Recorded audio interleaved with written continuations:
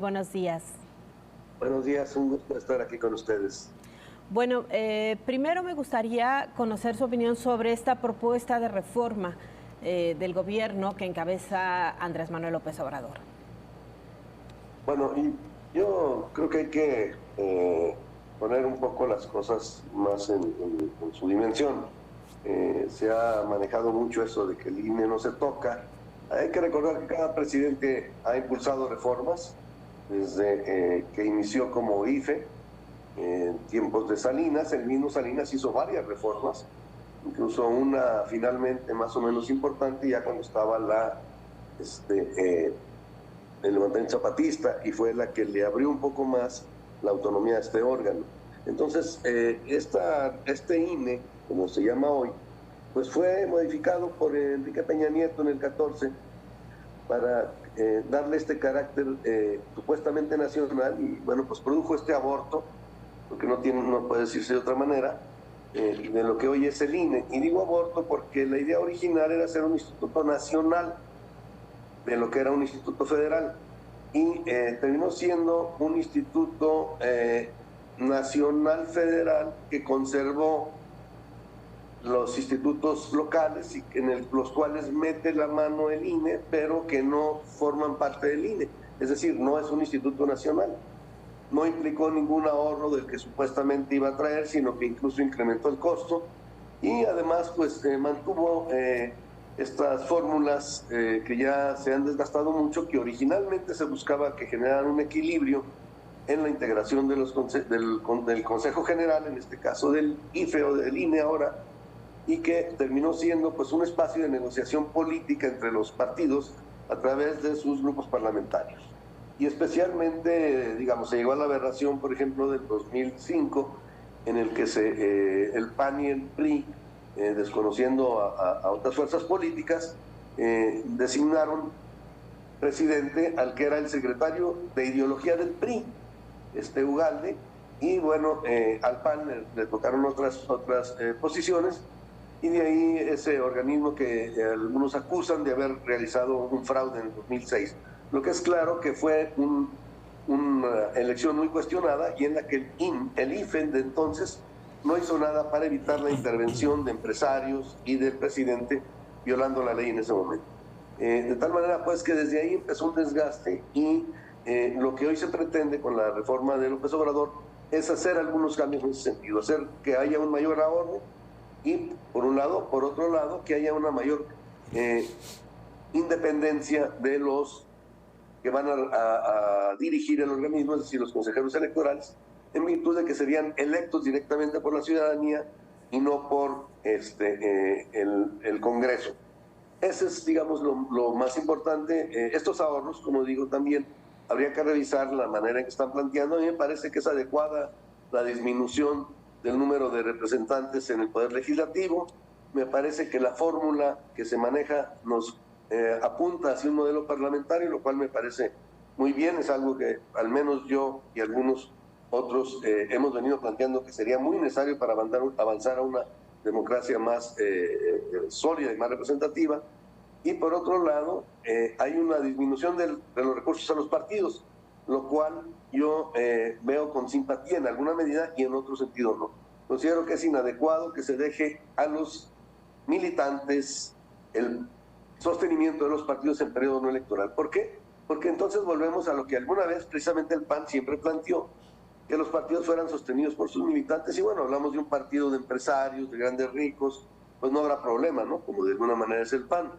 Pero en otro caso lo que vamos a encontrar, o partidos totalmente en la minoría, o partidos sometidos al crimen organizado, que serán los que podrán aportar. Me parece que debiéramos tomar un modelo más similar al francés en este sentido, que el Estado se hiciera responsable totalmente de los costos de los partidos, aunque sí muy disminuidos de lo que hoy es prácticamente un despilfarro en ese sentido.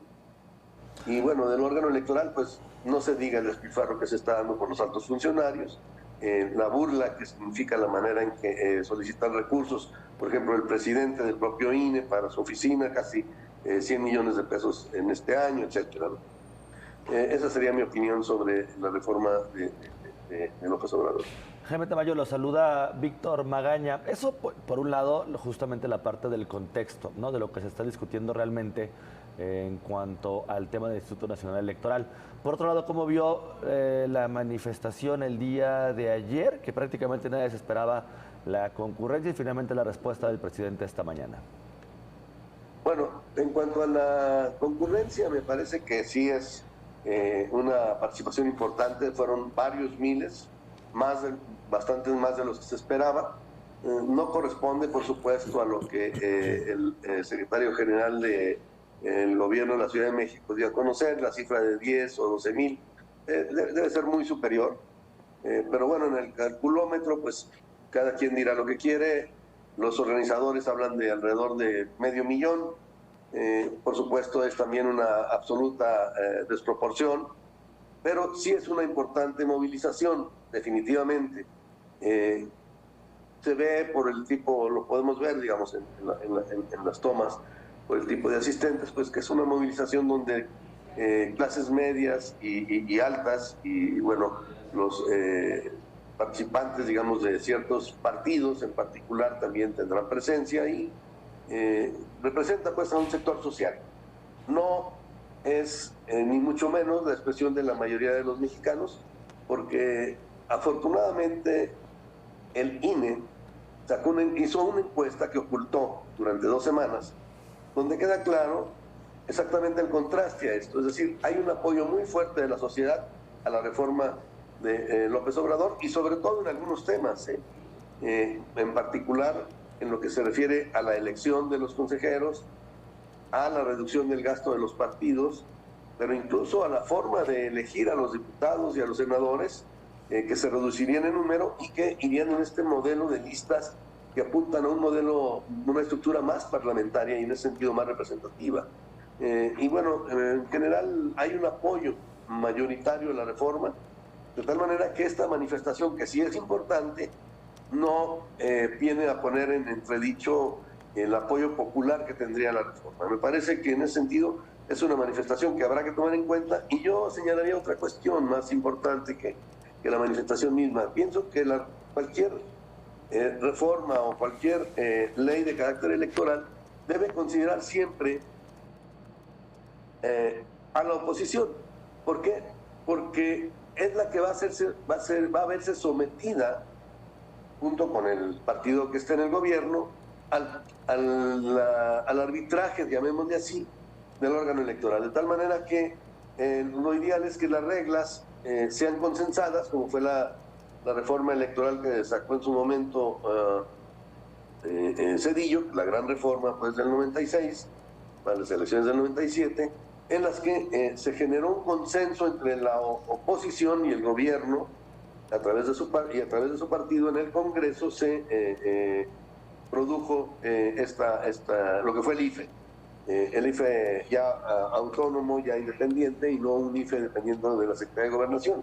Me parece en ese sentido que se debiera intentar buscar un diálogo, por lo menos con algunas fuerzas políticas representativas, para que esta reforma saliera sobre la base de un consenso y una aceptación por parte de los contendientes, al menos en algunos temas, ¿no? Me parece que el asunto del dinero nunca lo van a aceptar los partidos verse reducidos. Entonces eso pues definitivamente tal vez no debiera ser motivo de negociación, pero algunas otras cuestiones, sobre todo en lo que se refiere al árbitro electoral, creo que sí debiera tenerse en cuenta, ¿no? Sin duda todavía muchos temas de qué hablar, maestro Jaime Tamayo. Por supuesto, nos gustaría tener una plática con usted más adelante para ahondar en algunos puntos muy específicos sobre esta reforma. Mientras tanto, le agradezco muchísimo habernos tomado esta comunicación. Pues muchas gracias por la invitación. Bueno, pues ahí la voz de él.